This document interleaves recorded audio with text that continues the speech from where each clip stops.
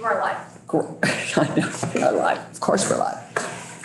Welcome back. We are back and we are now we're back with our basic needs budget task force work. And after a rejuvenating break, we are going to address, it's good it's rejuvenating because now we're diving into the health and dental care component of the basic needs budget mythology. So we are lucky enough to have Nolan here to walk us through this. And so we are giving the floor to you, Nolan.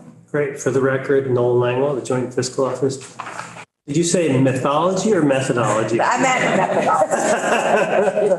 Mythology. I meant. You weren't rejuvenated. I was like, mythology versus methodology. Gotcha. Maybe it's the mythology of methodology. Sorry. They're interchangeable. Again, for the record, Nolan Langwell, the Joint Fiscal Office. Today, moving.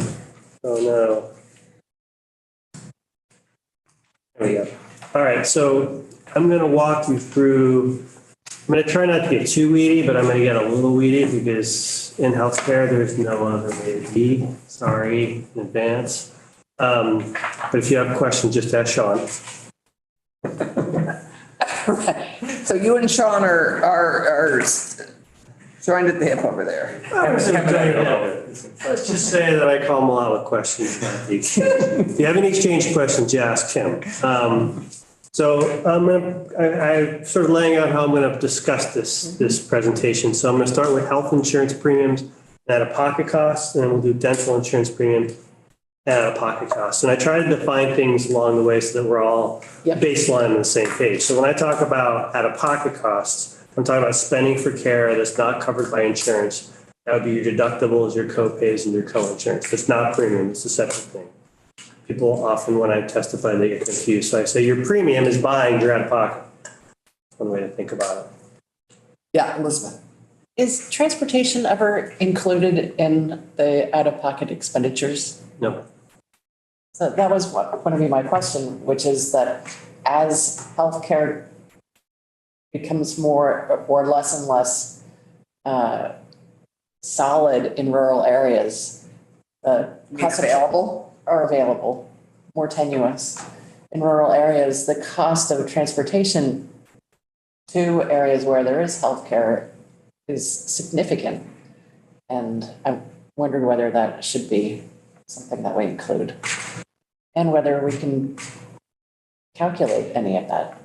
Because as you know, if for example, Springfield went under, that would mean that Springfield patients would go up to Dartmouth.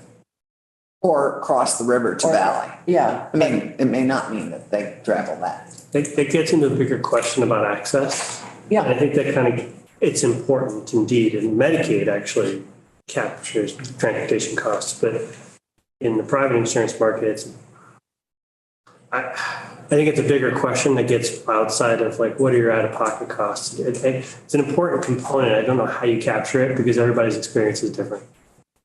At least with the averages for calculating this, that would be then double counting since we have the transportation bucket, right? So ostensibly, if you're driving more to the hospital, that would drive up your transportation costs. That wouldn't help your individual experience if you're somebody who needs more healthcare access, but at least.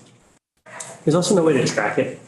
Like we've got all these data sources that track what your out-of-pocket costs are and what your premium costs are, but there's no data source that says the average person travels this much of their transportation specific to healthcare. I don't know how we would measure it. Or how you would roll in transportation costs into out-of-pocket costs so that out-of-pocket costs aren't just deductibles or co-pays.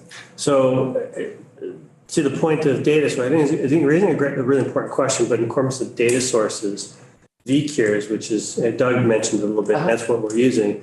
It only measures, what you're paying. It doesn't count. It doesn't count like I bought Advil at the store. That's not included either. I changed my shoes because my back hurts. That doesn't count. But if I were paying my taxes, sick medicine, that doesn't count. If I were paying my taxes and I had at least $1,500 of medical expenses, you could track whatever is above that. I keep track of my mileage going to the doctor's office. You do, but most Americans don't. Yeah. And so we can, again, we can, through these databases, we know what people are spending. I'm not saying you're wrong. I'm just saying there's no way to track it on a grand scale. We've got data sources that are based on this has been tracked, this is calculated, this is captured. I don't know how we capture that. I think it's an important point. I don't know how we capture. So then how do you account for the out-of-pocket costs? So the premiums, the deductibles, the co-pays, and the co-insurance are tracked. So when you go to the doctor, and you have an insurance claim, they know how much the insurance paid and how much the beneficiary had to pay out of pocket. They can track that, and then that's put into, and actually the insurers track it. How much are we paying? How much is the beneficiary paying?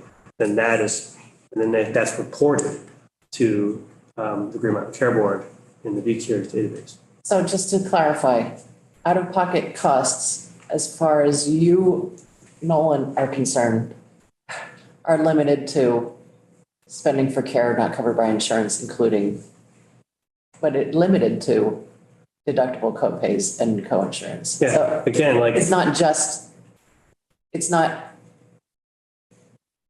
I guess and I don't want to get into semantics. No, I I'm just understand. trying to clarify, it's not just including deductible co-pays and co-insurance is limited to deductible. You could say that, yeah. Yeah. I mean, same thing again, it doesn't track Advil, doesn't track, I was sick and ran to the store and bought medications, Band-Aids, doesn't track any of that. But to the extent to which, for instance, Elizabeth, because we're seeing that the rural transportation numbers have been going up, there could be an assumption made that part of that increase is, one, people are driving farther to get to work, and people are driving farther potentially to get health insurance. So it would show up in the rural transportation numbers in those particular cases. You just wouldn't be able to draw a direct line to it. Yeah, you have to decide. The same argument for food though, too. Sure, I mean, you could absolutely, right, right. You have to decide what bucket it falls into. Right. Does it fall into healthcare? Does it fall into transportation? Does it fall into food? I think it falls into transportation. And so I think to their points, I think it may be captured in those transportation numbers, the question. Yeah, just transportation, everything, food, job, healthcare. I mean, it's just increasingly possibly people who live rurally have just more transportation built into to meet their basic needs. Oh, by the way, I'm having 5 copies of Nolan's presentation printed out in the lounge, and Aaron's kind of gone to get them. Thank you. So that, for those of us who like to write on them, and Tony's not here today. To Representative Burrow's point, though, we could put some kind of notation or reference in the report about we're assuming that travel for healthcare is captured in the transportation. I think it's worth noting that maybe there'll be a reference to it. But again, I think everything needs to be in a clean, things fall into a clean bucket, so it doesn't get double counted. I understand, but I just worry about when we consider the cost of healthcare, what are we, because if we do get our committees to reference this, and it gives an official number for the cost of healthcare, then. Your point is extremely well taken. I would say none of the national data really take this into consideration as well. I mean, I guess maybe the NHE has some line for transportation. I know Medicaid tracks how much they're paying for transportation, but I don't know that there's a way for us to capture. I don't know how And I think it kind of falls into what I said earlier about when I talked about it, to be able to say plus or minus 5% is sort of a rule of thumb that I think is realistic. And so I think that would capture sort of the nuances of some of these individuals that might have a little bit higher, but then in other places it's lower because they happen to be closer to an available hospital. So it kind of works out, I think, in the end. And that's sort of the bottom line, within plus or minus 5%. Yeah. But not ideal. Okay. What? As data never is. Okay, But it's, yeah, something to know. yeah, sorry. I know we've limited time, so I'm gonna move on. So here's the assumptions and how I'm gonna talk about the assumptions. I'm gonna talk about the type of insurance plan, premium rates, level employee contributions and the out-of-pocket costs. I'm gonna kind of touch upon the methodologies of each of those and why we have been using those. So first I'm gonna start with the type of insurance plan, and it's based on employer-sponsored insurance. And I know the conversation came up a little bit. I was watching with Doug and Allison, had a representative, Senator Clarkson, sorry. That's okay. It's Allison. It's fine. Well, we're on the record, so I'm going to be formal. Yep. On the record, I'm still Allison. Helen. You know, we were talking about employer-sponsored insurance. And so I'm going to talk about why we have been using employer-sponsored insurance versus individual market or others. So the 2008 study, basic needs actually included those without employer-sponsored insurance. And this was eliminated for two reasons. One was, at the time, those who had individual health insurance only represented 3% of the total private insurance market. So it was a very, very, very small sample of a big population. The other reason was the tables got cluttered. And I have examples of what these look like. So you can see on the left is what they used to look like. So you have your urban and your rural, and then we had to subdivide that into those with and without. And it wasn't really worth it for just a small slither of people. So that was eliminated.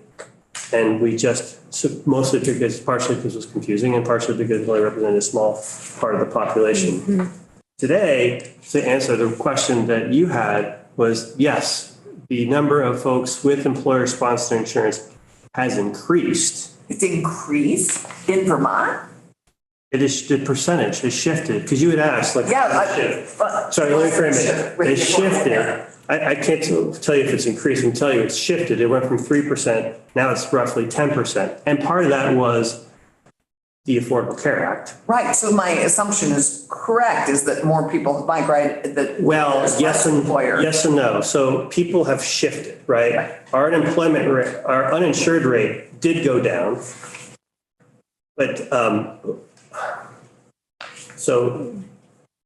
and then you had those with employer-sponsored insurance and large group probably stayed about the same because they generally have more generous packages. It's the small groups, the small employers that might have made the shift, like, okay, does it make more sense for our folks to be on the exchange?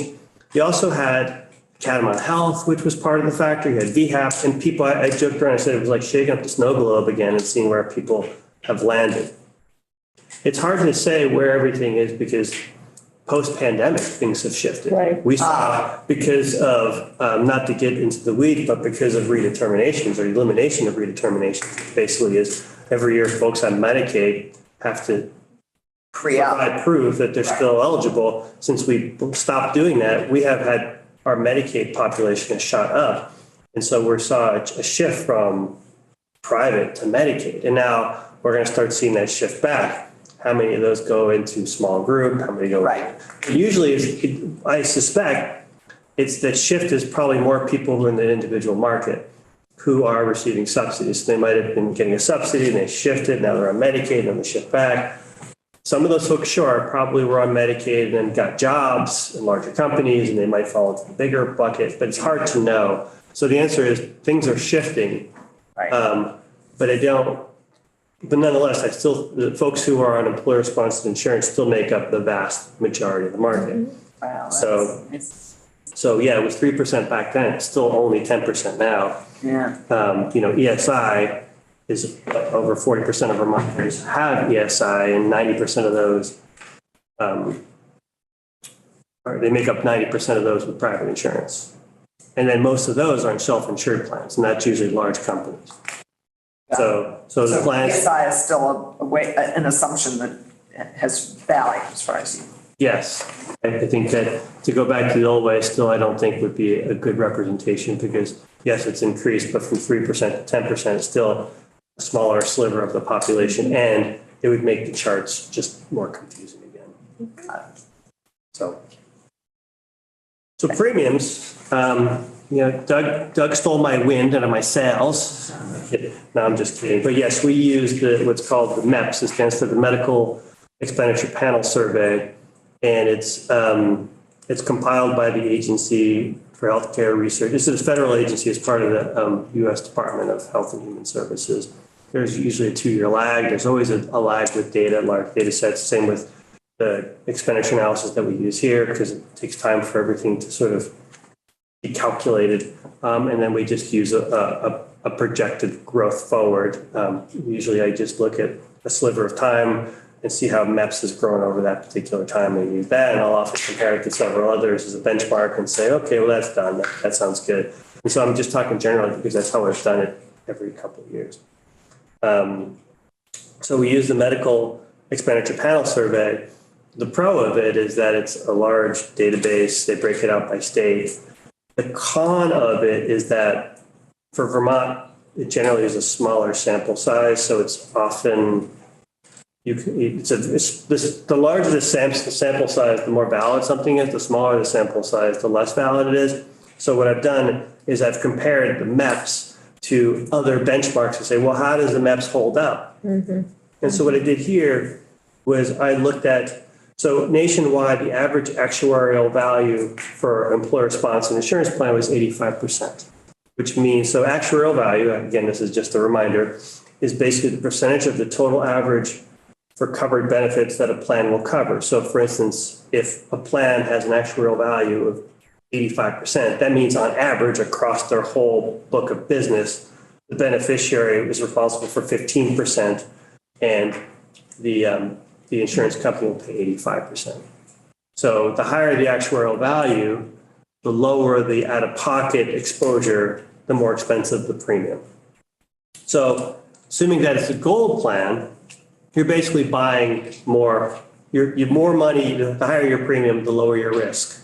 The lower your risk, the higher the actuarial value. The lower your risk. So what I did was I said, okay, well, if on average it's a gold plan at 85%, I went on the exchange and I said, okay, what is the most expensive gold plan and what is the cheapest gold plan on Vermont Healthcare? This is what I did for the last time around. So it doesn't have just one price? Oh, there's multiple plans. There's like 5, 6 different Under the plans. gold plan? Oh, okay. Oh, yeah. I just assumed. You've got 2 different insurance carriers in there and they each offer about 3 or 4 different plans by each metal level. Yeah, And okay. you can pick, I want a high deductible plan. And basically somebody might say, well, I want a plan, I don't get sick very often, so I'm going to get a gold plan, but it has a high deductible. Or someone's like, you know what, I want something with better coverage for this because I do have some health issues that I want to make sure they're covered. So it's like built within those parameters of, so I took the lowest cost gold plan and the highest cost gold plan for the single plus one and family. And you can see, if you look at the median for the gold plan was 704, MEPS was 705. The lowest cost for single plus one was $1,400, and MEPS again was within $2 of that. The one that had the bigger disparity was the family, but basically showed me that, you know what, the MEPS does measure pretty well against what we're seeing in Vermont plans. So that kind of was one of my ways to say, okay, I'm going to use MEPS, but I want to look at other benchmarks and see how it compared. In the last 2 times I've done this, it really has measured up well in a place that says, okay, well, that makes me feel more confident that I can use MEPS. So may I ask a question? You know, I don't know much about it. I wish I knew more about healthcare. But it does strike me as startling that a single plus one is double the price. Correct, because 2 people. No, the second person might be a child of 5. So I mean, so it just is puzzling to me that this is so, anyway, this is not our issue now, but it is just amazing. generally, the insurance plans are structured like that. A single plus one is often basically a 2-person plan, basically. So it's the equivalent of having 2 different, everything's just doubled. But it's assuming sort of 2 different adults. They do, on the exchange, there are some variations, I think, for the family, like, right, there might be a 2-parent with a child, right? There's 4 tiers. So there's the single, there's the couple, there's the parent-children plan, which is less than double. And would allow you to have multiple kids or one kid, so you'd be playing, something more if you were one plus a kid. Okay, sorry. Yeah, but MEPS doesn't break it out that way. MEPS only has these three categories. You buy an exchange, it has more options. But MEPS only breaks it out into these three categories. So I make assumptions based on that. Right, okay, great. And the family is 2 plus 2?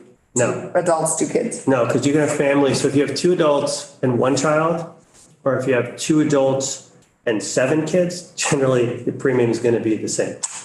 Okay, It's family plan is a family plan, which is part of the reason why a lot of folks are like trying to keep their kids on their family plan as long as they can before they Right. get in college. Because it's cheaper for them versus suddenly they're on the individual market and boom, I still have a family plan now, but my kid has to also pay. So okay, So we also use MEPS as the proxy for what the employer contribution is. So that is how much the employer will cover and how much the individual will cover. So according to MEPS, the single is 22%. So single planned, I pay 22%, my employer will pay 78. Single plus one is 24% and the family is 26%. So I looked at this against another really good national report, which is put out by the Kaiser Family Foundation, and there's another one called HRET, I forget what that stands for, but they do one together, and they put out an employer health benefits survey every year, and they find the single was 17%, the family was 28%, and then I also just do the state employee plan in there. State employee plan is just 20% across the board. So Can I ask a clarifying question? What you said on the previous one, that on the actuarials, things are assumed that the insurance will cover 85%. And the employee, in this case, would cover 15%. But then, does that mean then if an employer is actually not paying no. 100%? So this is verbiage. So Okay. there's a difference between employer, employee, and insurance company and beneficiary. Okay. So I'm talking about the level of premium. I The see. other one with Got the it. actual value, that's how much my exposure is. And, so that's like, how much of my care on average will they pay? So I have a $10,000 injury, or else I go to the doctor and it costs me $1,000, that's the claim. And then I would pay a certain amount of, and what this is this is how much of the premium the employer is covering. So again, this gets into what does my plan cover? And then what does that plan cost? So the plan coverage is the actuarial value. It's easy to get confused because I'm throwing a lot of percentages out. So that's just what does my plan cover? So forget about the employer-employee. This is, I have a good plan, I have a bad plan. I have a plan that's a gold plan. Sean has a plan that's, let's say, a silver plan.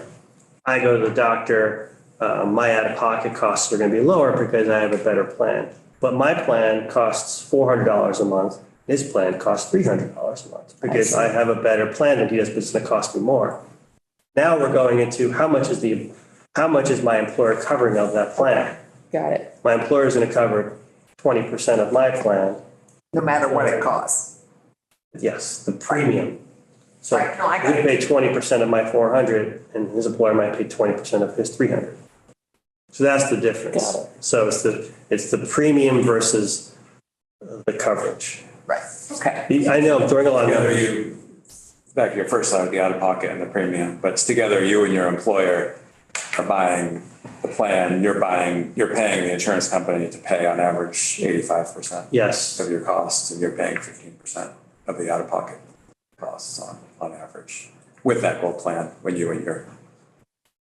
Does that make sense or am I still, No, makes sense. Okay. Let's keep Good. cruising, because our time is Sure. precious. Okay, so move on to out-of-pocket costs. Again, out-of-pocket costs are the exposure. So we have used the VCURES data, and this stands for the Vermont Health Care Uniform Reporting Evaluation System. It's an all-payer claims database. It's maintained by the Green Mountain Care Board. It captures Medicare data, it captures Medicaid data, and it captures commercial, mostly commercial. You can get into the weeds of what commercial is being left out. But for the most part, a lot of states have these. It's the richest source of healthcare spending that we have. And so we use this for this particular thing. Now, when I do it's a large amount of data. So now I'm going to talk about how I sort of truncate it out. How do I use it? So first I look at type of insurance. So again, I can look at the spending by a single plan, a single plus one plan, or a family plan. So I can see what the out-of-pocket spending is for each of those types of plans. And then it's based on everyone who has health insurance. It's based on spending for everyone who has health insurance. So if you have health insurance, you are counted in here. So if you have a $0, you don't spend anything, it's still captured as $0. So it's overall spending. And it only captures, not truncated, but I only use those folks that have 12 months of continuous coverage. Otherwise it gets skewed by someone's only there. So we only have those for people that have 12 months of coverage. Are you including Medicare people here? No, this is just for the ESI, the employer-sponsored insurance. We've established that we're using employer-sponsored insurance. And so we're saying, okay, what has been the spending of those folks in that group by the three types of plans that we've broken it out by? It's very amusing that out-of-pocket costs are oops. Oop. Or oop. Oop. It depends on how you say it. Okay. My oop costs. Yeah. So for this, we have been using the median rather than the mean. And if you recall, again, I'm just going to clarify, median is the middle value, meaning half of the sample was either, and then the other nice thing about median is it controls for outliers. So if you have a population and people are spending a certain amount, and then you have like 10 people that just are way out here, it skews the data hard and it doesn't become a good representation of that population. So we use median. So again, I just kind of have a couple diagrams to kind of show the difference. So if I have the individual plan, I have a family plan. And you can see, so for an individual plan, the median was $217. That's the average out-of-pocket cost for a year. And so that's the median. So that's 50% of the sample. The average was 802, which is higher. But if you take it, where does it represent on the sample? It's off to the side. It's not the median of the sample. It's 65%. So it's way skewed and doesn't really represent the population. Skewed by real cost, though. It doesn't represent the average. Because there's people on the outside that are pulling the average cost. So if you have 5 people, so I haven't pulled it out. I was looking at it this morning.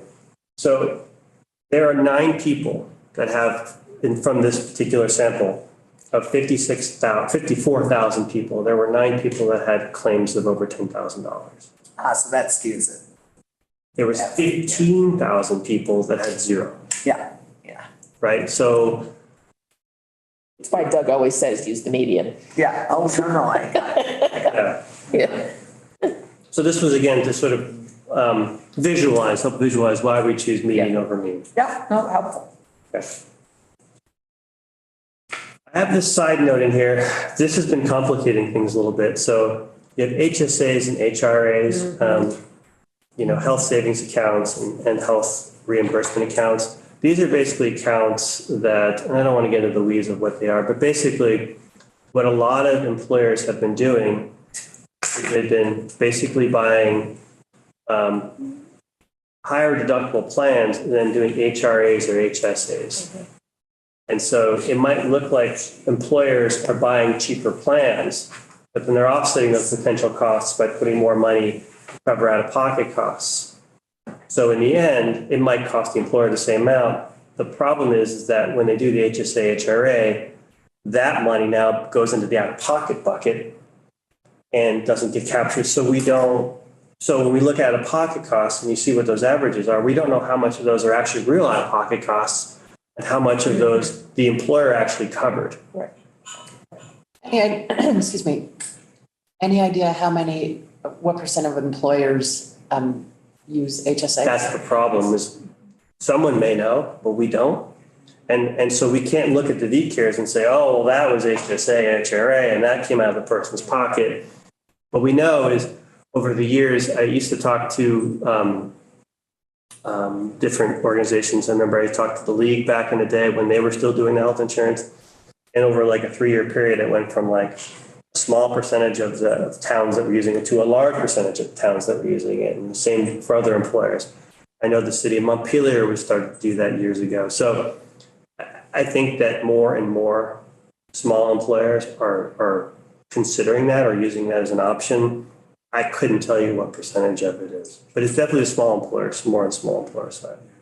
Do I know, in the last Vermont Household Health Insurance Survey too, I had to work in a few more questions about HSAs to kind of get at the question. Well, it's both the increase in the prevalence using it, and there's been some. I think Kaiser also had a report more nationally for where it stood, where the shift is, and where maybe some of the states were. So there's definitely the increase in the utilization, but also, like Nolan says, it really does muck up the numbers a lot when it looks like people's out-of-pocket costs are going up, when in fact they may not be paying it. It may be their employer through the other vehicle. So we try to get at through the last household health insurance survey, and there's probably more room for improvement. Yeah, so there's more data is becoming available. Last time around, there wasn't a lot. We'll do it again next year. I'll have the household health insurance survey to hopefully help inform it a little bit more.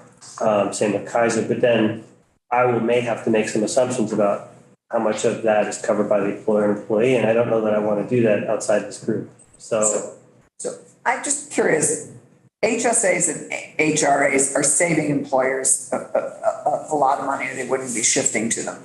It must mean that they're contributing less to their employees' health care. no, so what happens is that, I forget if it's the HSA or HRA, there's one where you give the money and the employee, it's their money, they can carry it over. One is you give it to the employee, but HSA. it's the employer keeps it. So the difference is like before they were just buying a premium and that was it. Now they're saying I'm putting the same amount in, but if the employee doesn't spend it, I get to keep that. And so that's how they're saving the money because the employee isn't using it. So I don't have to It's not spend it. used, it reverts to the employer. Exactly. It's a calculated risk. And that's the HRA? That's the HRA, right? The employer can get the employee can get the reimbursement from the And what's, employer when they remind me what the R stands for. reimbursement. Okay, so that is where it's a clawback. If you don't spend it, it comes It's not a back. clawback, it just wasn't spent. It's like, so, Right. I mean, Okay. I just got our analysis back from, of what this past year current, we intentionally went. We Vermont Sustainable Jobs. Johnson went with we went with the silver plan contribution amount, but we bumped up significantly the HRA contribution. And the bet was overall, our spend on health insurance would be, in our line item, would be less if we didn't have a lot of users fully maxing out that HRA reimbursement, right? So we ended up saving so far in the year, about $10,000. What we set aside as we're willing to contribute this extra dollar amount to reimburse employees for that out of pocket. But if they don't use it, then we retain those funds and it basically becomes unspent money in the budget. But it also, the incentive in a HSA versus HRA, with an HRA, it makes, or it creates an incentive for employees to actually use the money. Correct. Versus in an HSA where they want to keep the money, so they're less inclined to get all of the services that are.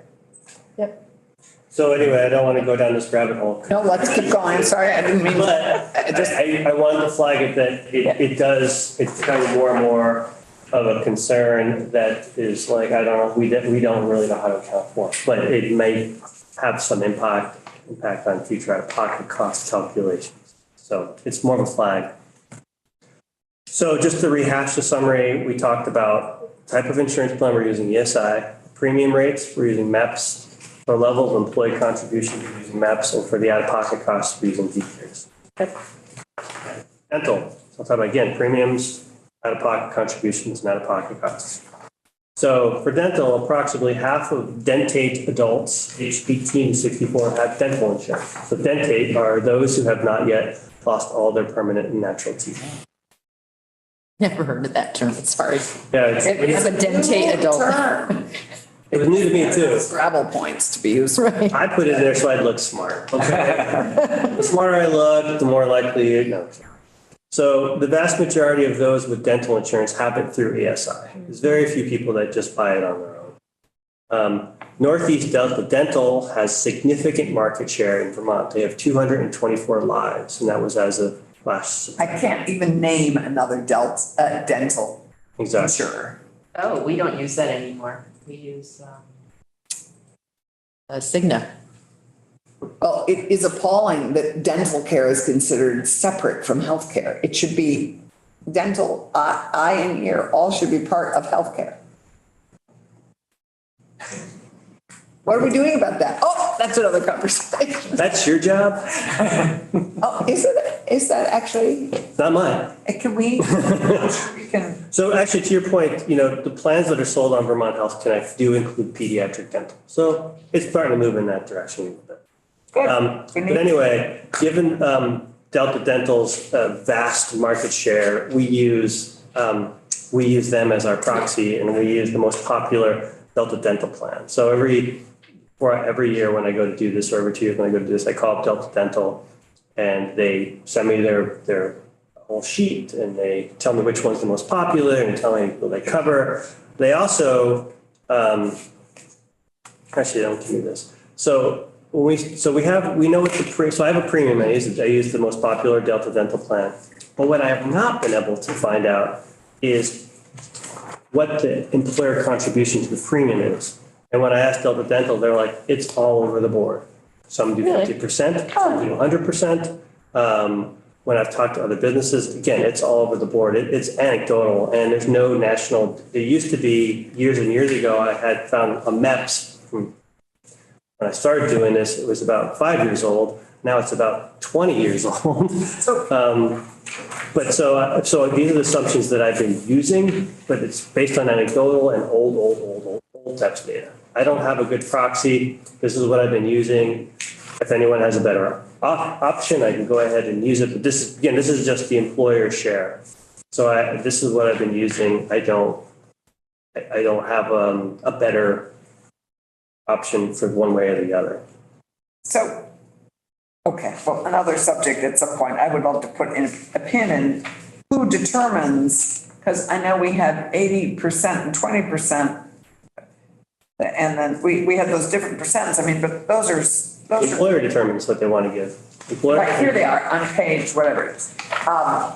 Where you have the lowest contribution is 20% of Yeah. the state employee. But again, insurance health insurance, to your point, is different than dental insurance. Yes. A lot of companies that offer health insurance don't even offer dental insurance.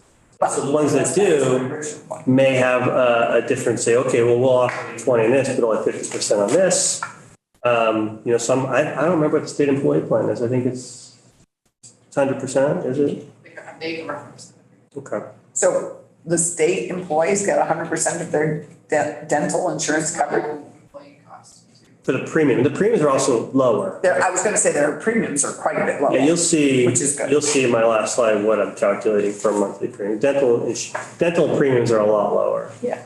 But again, so whether it's 50% and 90%, it's not breaking the bank in terms of the number because dental premiums aren't that high to begin with. They're still, that can be a lot for some people depending on your income. But these are the assumptions that I'm using. I'm not standing on my sword on them, but these are what I've been using. Okay. And then the out-of-pocket costs, again, I've been using Northeast Delta Dental. They gave me what the numbers were based on the Vermont specific book of business. And so you can see adult, child, and overall, median was 0. The mean was 257, 247, and 254. Again, because a lot of people don't have claims. A lot of people do, but most people, they go in, they get their 1 or 2 checkups a year, and it's covered under the insurance because it's primary.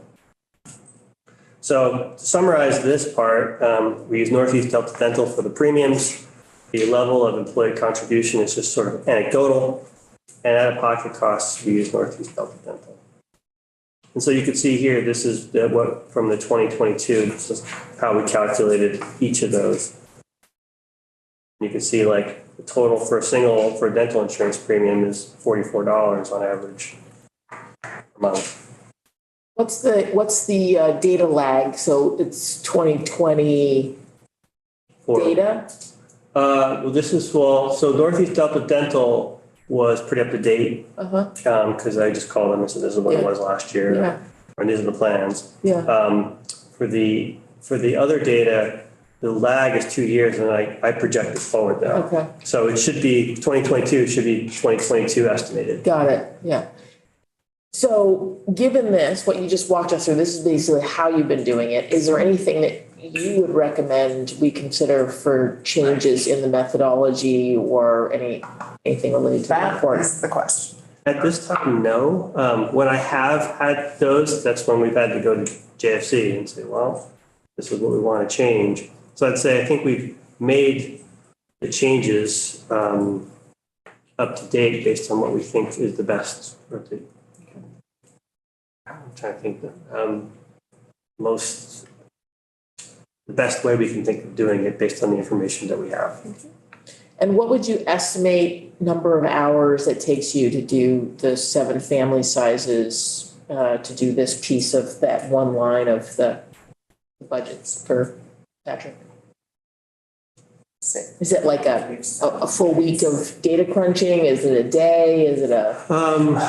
I've been doing it for a while. I've got my methodologies set up. Usually it takes me a couple weeks to get all the data I need. And then crunching it, it might take me a week. Depends. It depends on how complicated it is. Sometimes it's more complicated. Sometimes, like for instance, every time I do it, I think about it. Is this the best? Does this continue to be the best way? So again, using the metadata is pretty easy, but then going through each of the different plans, gold plans to find them, that takes a little while to compare it. And if it's off, then I got to go, okay, well, like if next time around, if the medians are really far off maps, then I might be like, okay, maybe this isn't the best way to do it. I would say the one thing that takes the most time is the out-of-pocket crunching. Fortunately for me is, the Green Mountain Care Board will give me the subset that I need. I don't need to have a whole VCures data download. I say, this is the parameters I need. I need it by these plans. I need it for these insurers. I need it for the 12 months, people with 12-month continued coverage. And they will give me the data, but it's still raw. And then I have to, crunch those and come up with the medians and the medians. So that takes the most amount of time. And then, of course, trying to organize it. So I would say It sounds like it takes you about a week. well, because I've been doing it a long time, I think the first couple times I did, it took a lot longer. Yeah. But I've gotten better at it. And I also, I'm not going to lie, each time I go through, I go, is this still the best data source? Right. And it sounds like you think they are still the best. yeah, I don't just go, okay, we're doing MEPS again. I'll go through it and I'll look at all the other things and say, is this still the best way? Right. And it consists, so that takes time. It's not like I'm just plugging in the widgets. Okay, we're using MEPS. I look at it and I go, does this still make sense? Is this the best way? So the last time around, it worked out. I was like, yeah, I think this is still the best way. When I do it again next year, I'm going to go through all the processes. And if it's not clean, I'm going to be like, okay, and maybe it takes me another week or 2 weeks to think about. So it's, but again, I've been doing this a long time. So I've got my sheets, I just plug it in. I know where I have to rebuild my databases or my spreadsheets. Good argument for keeping you. I'd like to tag on to Ellen's question if I could, which is, so we have six family configurations here. You wouldn't change the methodology? Would you change, as you look through these different family types, would you consider changing any of those configurations or consolidating? The only one, I'd say, so let's break it out. So you have your single, I was just going to say the same. You've got your single plus one child, but you've also got your 2 adults. And you can see that I think we used to do it just single plus one, not breaking it up by adults. I think you can make the case that I wouldn't consolidate that. I think that it's important to be able to differentiate the second person, whether they're a child or adult, because the children are going to spend less. And then you have the single plus two children. Again, that might be considered a family plan because it's three people. But then 2 adults, 2 children. Again, I think so you can see the premium is actually the same. It's $2,000.56, but the out-of-pocket spending is the same. It's the only thing that's different is the out-of-pocket costs. So, Yeah. I mean, obviously it changes the configuration a little bit. Internally, we can't capture it because a single person with 2 kids, well, they're more likely to be able to get assistance. I mean, it feels like those different, in that final column there, the estimated employee share is different enough between the different family configurations that it's worth keeping as is. Yeah, I mean, I think I just break it out the way that the basic needs does it. Yeah. I mean, normally I would just be like single, 1 kid, 2 adults family.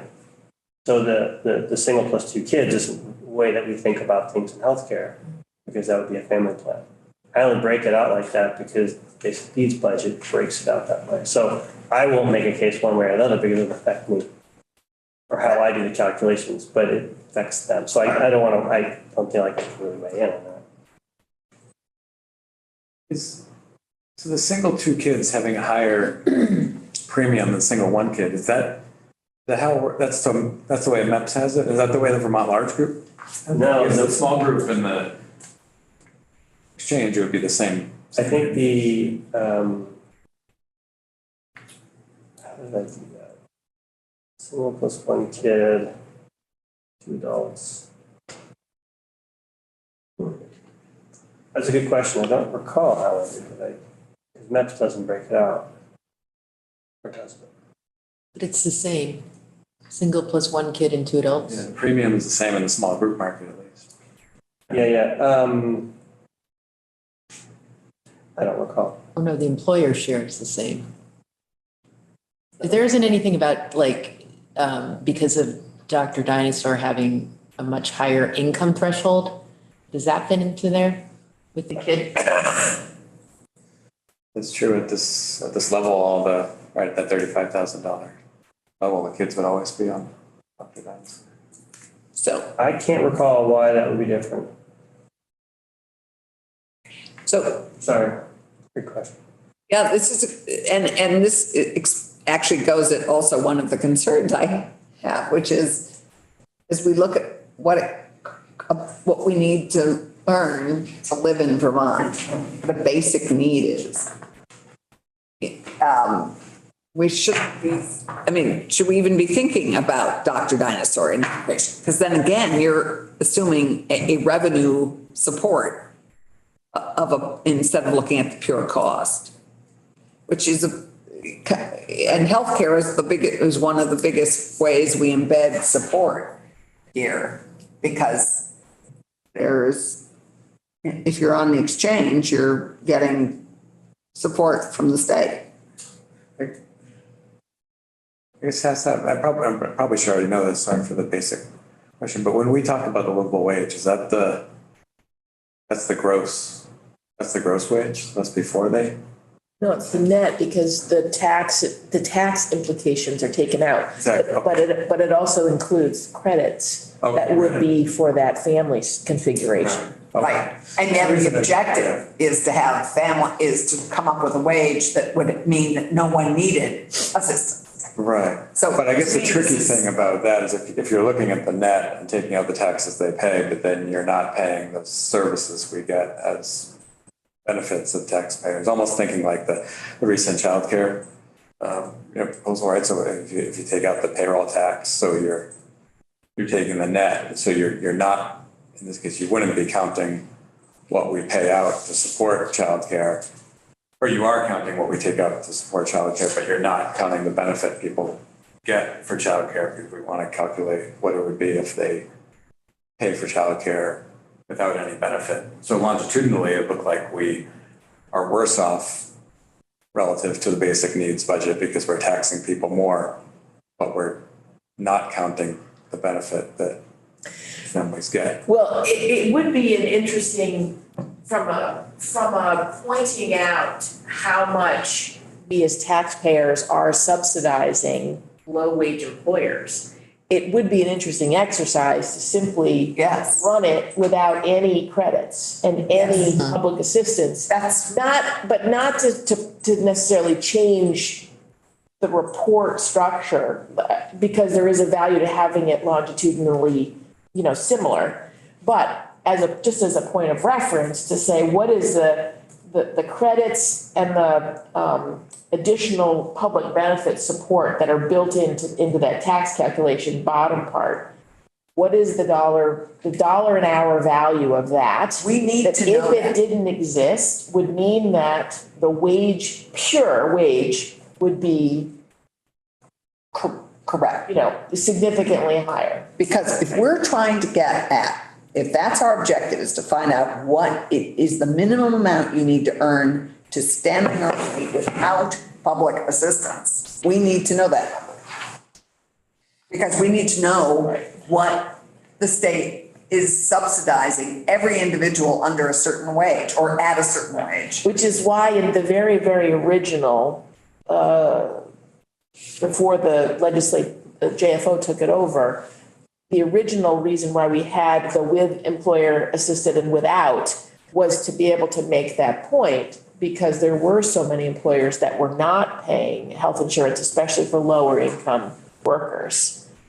So we were just showing that as a point of reference, but I get why we took it out. It made sense to eliminate that, but that was that originally. But interestingly, in the originals, we've always had renters, renters rebate and some of these other built-in credits.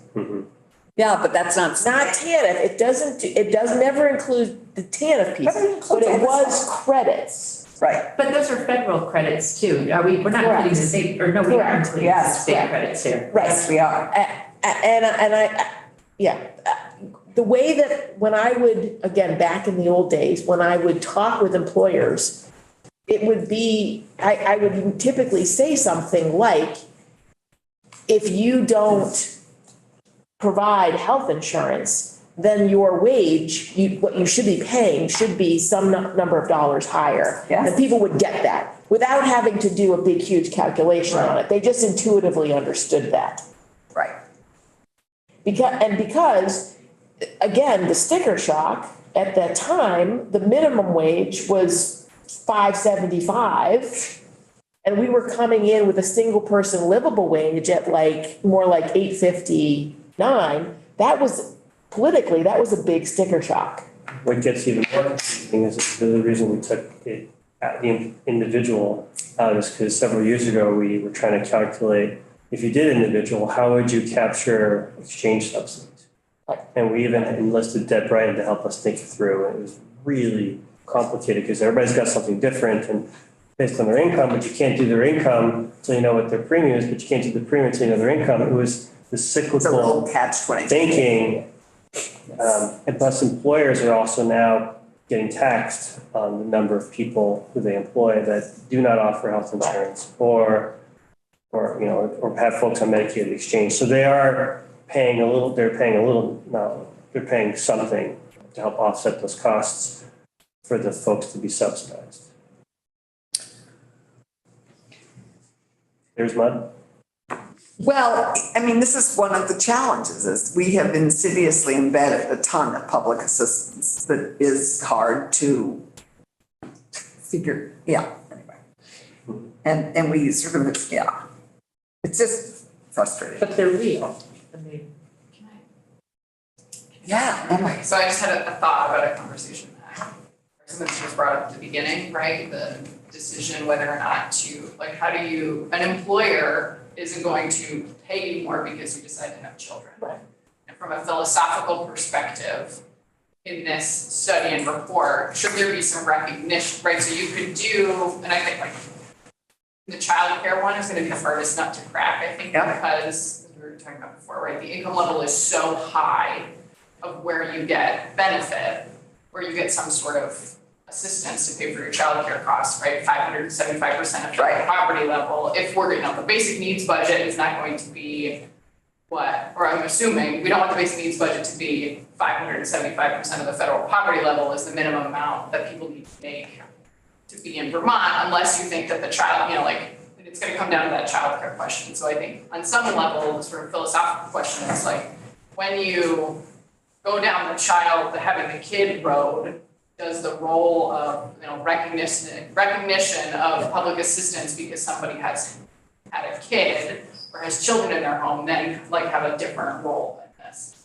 I think that's sort of the philosophical question is from the employer perspective, whereby it doesn't matter what your family, where you live or what your family looks like, right? That's not part of the employer's decision in terms of how to pay you.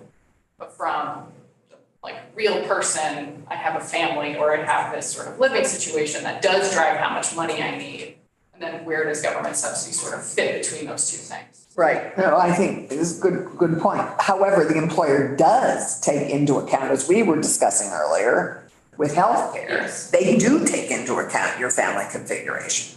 Yeah, we actually had these conversations during the single payer where I remember. there was an assumption about if you, because if you move single payer and you eliminate employer sponsored insurance, would the employer pay people more, right? When you create a single payer and you're taking responsibility of health insurance away. And the economic theory was the economists assumed yes, but how much? So to Emily's point, Sean and I, we work in the same office. We both make $60,000. I'm single with no kids. He's a family of 4.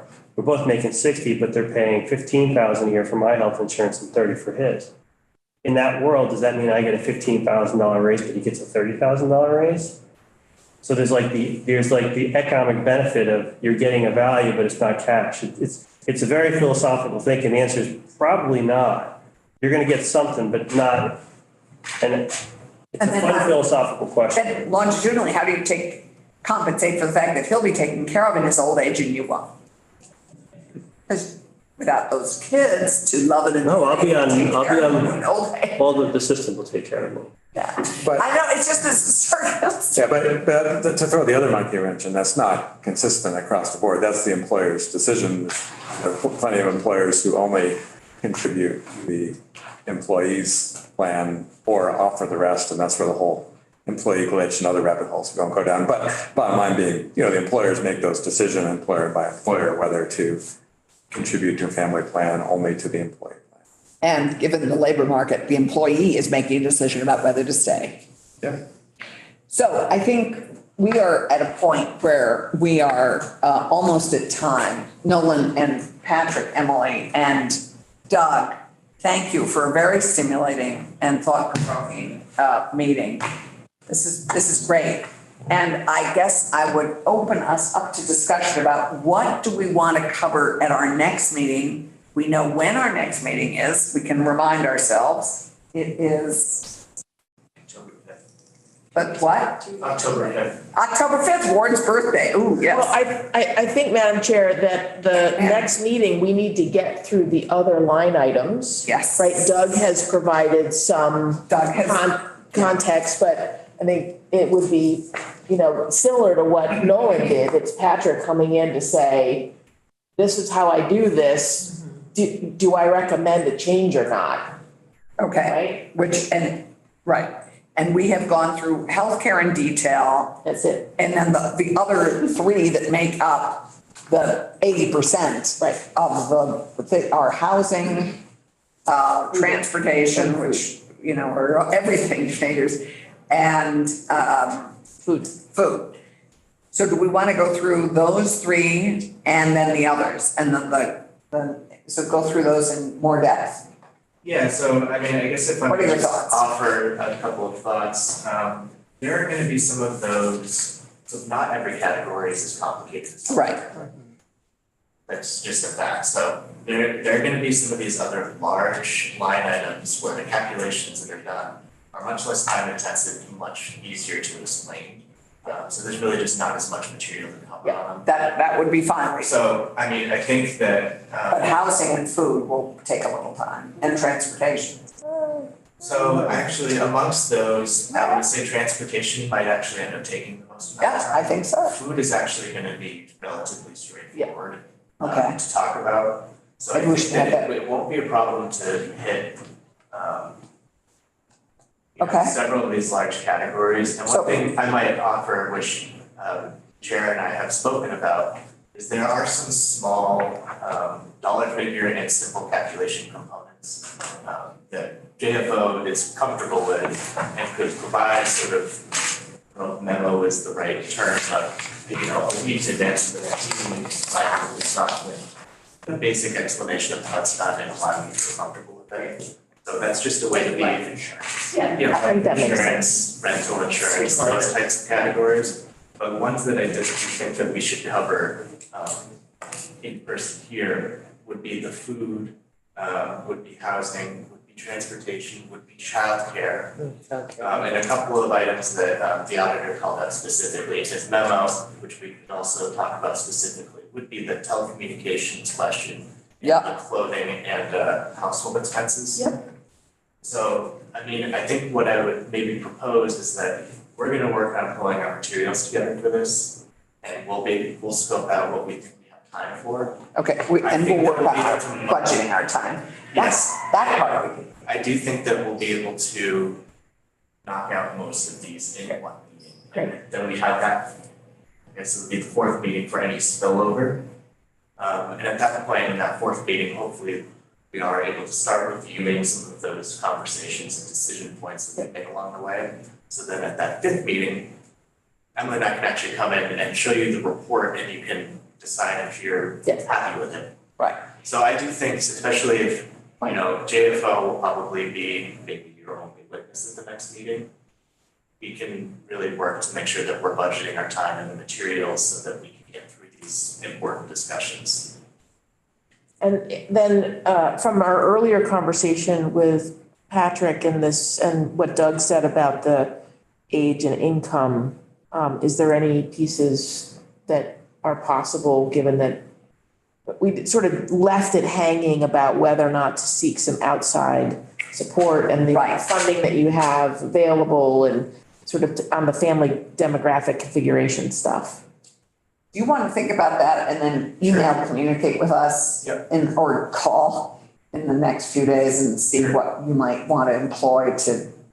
So I will do two things. I'm going to look at the scope of work in more depth, and what we can accomplish in that timeline, both internally. And then I know Doug had a couple of specific people he had Yeah. thought about contacting, so I'm happy to speak with him in a little bit more detail about that, so we can figure out if that is appropriate. But I think that some of the questions that are asked, we had the question about clustering, we had some of the discussion about pulling these 65 and older out. That's something we could definitely do internally. It would just be, do we have enough time to really hone in on that income? I would do 70 in the, but I mean, I'm not sure 65 anymore. Well, I think that could be a little difficult because of how Census Bureau cuts off. Oh, really? Is it? And depending on how much you can earn if you're also claiming social security, so it complicates things. Yeah, but again, that goes to the insidious cliff thing. I understand, yeah. The other thing I think we need to continue to think about are the discussion points that we had quite robust discussion about, which is whether we just have one Vermont wage, 3, or keep 2. That's another decision point I think we need to make. Richie's looking at 3, he thinks there's sort of 3 Vermonts. Doug thought we ought to keep urban, rural, and I think some of us think 1 Vermont wage would be fine. So I think let's keep thinking about that. That's a decision point I think we would make. I think really, I think we want to look at whether we need 6 categories. That's another thing. Again, we just need to look at all this as we absorb it all and figure out, because part of the exercise here is novel. And then I think also the other thing we haven't really touched on, but Aaron I'm here. Aaron Larkin. Yeah. No, I was just pulling your last name. Aaron Larkin addressed, which is how we make this better and more, and not only do we, I think that's a separate issue, is, how do we make this more visible and more important and more, remind everyone this is a huge opportunity for them, but also how can we make the report itself more useful for employers and for the state? So I don't know if there's, if we want to hear from, Aaron, you're carrying the weight of the private employer, but I don't know if we'd want to hear from Beth about how, from Beth Fostigi about how she uses it at all. And if that would be, because she oversees the employment of 8,000 state employees. So I don't know. Well, in anticipation of that next meeting, if it would be valuable, and so to unburden myself with that heavy responsibility, I don't know, your shoulders look broad. It looks like you could put it out to the state council as well as the HR association. We have three associations across the state of Vermont as well. And collect. That would be great. From the members. I think that would be very helpful. Yeah, and Aaron, just as part of that, when Patrick and Emily and I met prior to the group getting underway, Patrick asked, how could we make the physical form and the flow of the report more useful? So right now, for instance, the way the report is that all the methodological stuff is up front. And then it doesn't until you get to page 14 or 15 before you get to the actual wage numbers or whatever it is. I'm working off memory. And so I think part of our recommendation to JFO can also be from a user friendliness. Right. Are there some ways that we could visually lay out that report so that people can get to that information faster and therefore they're more likely to use it, know? Right.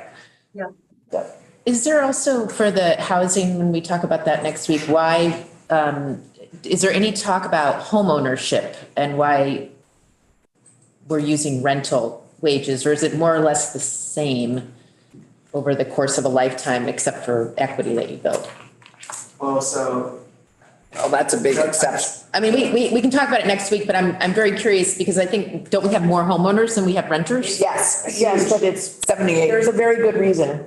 Okay. Yeah. we can certainly talk Okay. about Okay, let's talk about that because we're at time. And Richie, or Aaron, anything else to add? Thank you both for being present all the way through. Much appreciated.